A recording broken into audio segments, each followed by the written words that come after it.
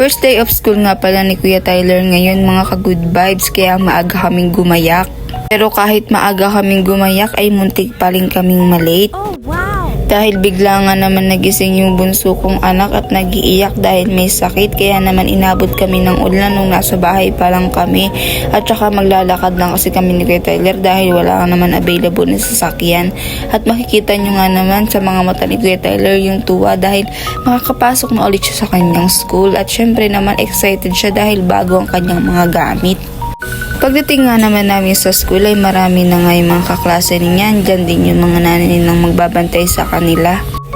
10:30 to 12:30 nga pala yung oras ng pasok ni Kuya Tyler, kaya naman nakarating kami dito sa school ng mga 10:28 na siguro. O diba, muntik na naman kaming malate.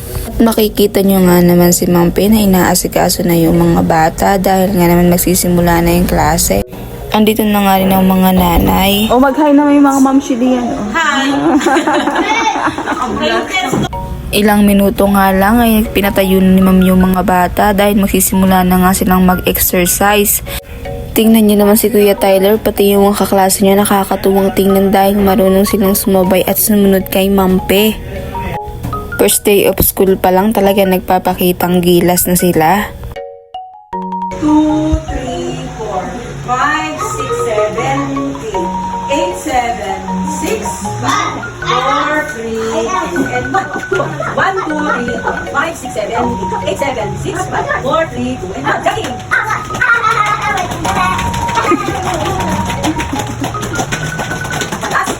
Pagkatapos nga nila mag-exercise ay pinakuha na agad ni Ma'am Pe yung kanilang activity notebook, lapis at pambura, at pinagsulat na nga sila ni Ma'am ng nakahigang lapis. Ayan, makikita niyo naman si Kuya Tyler na talagang ganado. Pagkatapos nga nilang gumawa ng activity ay pinag-recess na sila ni Ma'am.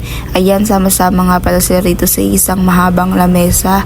At pagkatapos noon ay pinauwi na rin sila. Yun lang, thank you for watching mga ka-good vibes.